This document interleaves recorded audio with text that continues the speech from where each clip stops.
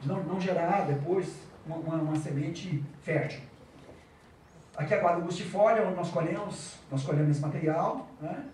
Aqui é a flor, depois colhemos a semente, plantamos, né? E aqui fizemos as mudas, né, da guarda angustifólia. Aqui é a guarda magna também, isso aqui foi uma ocorrência natural, né? De mudas de guarda angustifólia, de guarda magna, que é uma espécie nativa do cerrado, né? É uma espécie nativa do cerrado que também é uma ocorrência natural do florescimento, né? E da produção de muda a partir dela. Aqui é a guarda Weber-Bauri, que eu falei para vocês, no Acre, né? Esse aspecto assim mais pardo são as sementes de bambu, tá? Então tem processo de morte aqui. Aqui, né, o Bambusa tudoides, que sempre floresce, está sempre florescendo e nunca morre, né? Isso aqui foi uma muda que eu plantei recentemente, e aí, porque na verdade quando a gente traz um clone, o clone já traz a idade da planta mãe, então já vem, né, já a planta velha, né? E aqui eu coloquei esse como aqui, fiz a muda e já deu a semente, né? Então, e aqui o fruto, que é uma cariopsis. Né? Igual eu disse para vocês que podem fazer, né? Qualquer que se faz com arroz, e pode se fazer também com a folha do bambu, né?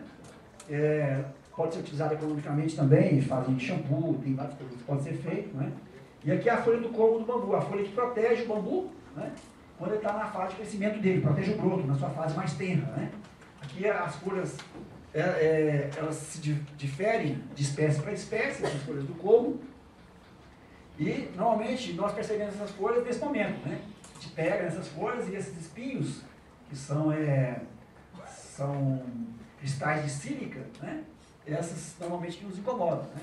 Penetram na nossa mão, então a gente normalmente conhece essas folhas pelo tato, né? E as ramas. As ramas do bambu, existem algumas espécies que apresentam espinhos nas suas ramas, espinhos bastante proeminentes, que é capaz facilmente de perfurar um calçado, né? E que representa às vezes uma dificuldade no manejo e no cultivo dessas espécies, né? Mas que não é impedimento também. Bom, serviços ambientais do bambu. O bambu é uma planta, no mundo todo, associada como uma planta amigável do meio ambiente, né? Uma planta que presta bastante serviço ao meio ambiente. A começar, eu já falei pela capacidade de sequestro de carbono. A planta C4, que tem uma grande capacidade de absorver, né, o carbono em função do crescimento, do seu crescimento rápido. O sequestro de carbono nada mais é do que a estocagem de carbono na cadeia de celulose, né? Então, se a planta faz isso com uma grande eficiência, evidentemente ela é mais eficiente, ela é mais apta a sequestrar carbono, né? E o bambu apresenta essa característica porque é uma planta de alto incremento de biomassa hectariano. Abrigo para a fauna, né? Existem vários mamíferos e várias aves associadas ao bambu, que são endêmicas de bambus. Algumas têm o bambu como ambiente preferencial, algumas só nidificam, só ocorrem em bambuzais. Regulação do balanço hídrico, né? O bambu ele ajuda na retenção de água da chuva e da alimentação do lençol freático. O bambu tem um sistema radicular bem superficial, normalmente não passa de 1 metro, então essa história de que o bambu às vezes seca o solo, como fala, é mito, né? Porque o bambu não tem. 80% das raízes do bambu está em não mais que 40 centímetros de profundidade no perfil do solo, então a capacidade que o bambu tem de retirar água é ali da superfície, né? É que ele tem como a raiz é fascicular, ele tem uma grande eficiência no uso dessa água. E ele tem uma capacidade também de armazenar água dentro do colmo. Então por isso que ele é eficiente, ele é muito eficiente no uso da água. E o bambu facilmente a gente percebe que o bambu, quando é submetido a uma insolação muito forte, ele fecha os estômagos, que são células que ficam na folha, né? Na superfície da folha, quer dizer, e que são 2 células que ficam ali e estrangulam, elas fecham a porta para a saída dos gases. Então, e para evitar a evaporação, né? Então ela tem uma capacidade muito grande de regular esse uso da água e de pegar essa água também no solo, tá? Então é mito essa história de que o bambu ele seca o solo. O sistema radicular do bambu é bem superficial mesmo, tá?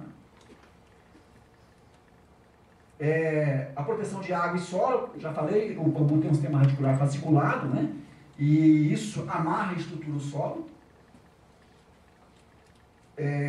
Produção de energia limpa, né, bambu como biomassa, e tratamento de esgoto, né, de águas residuais, tanto de indústria como esgoto doméstico.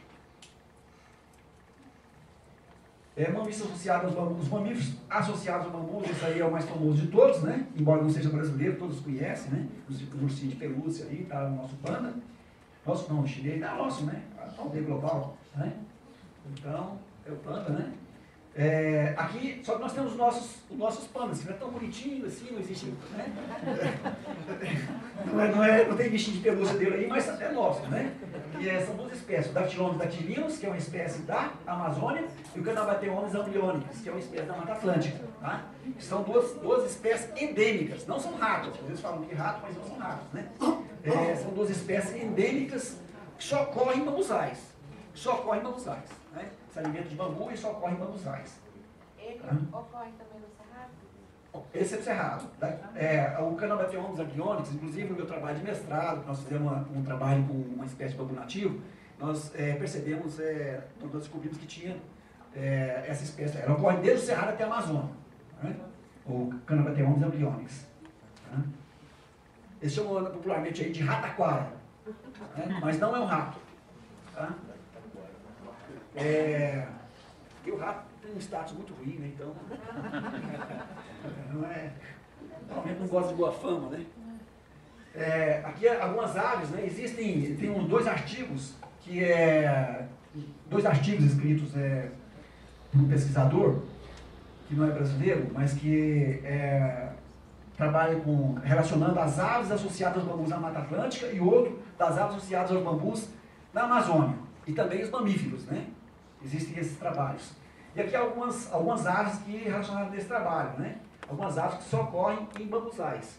Existem algumas aves que são endêmicas, que só nidificam, só fazem seus ninhos em bambuzais.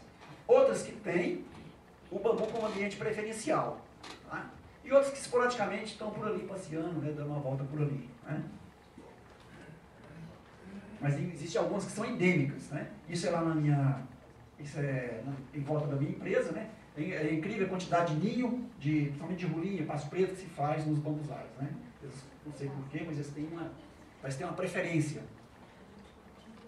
Existem vários insetos associados aos bambus no Brasil, embora a gente não tenha, no Brasil, controle de pragas em bambuzais, né? Ele não tem um status de praga.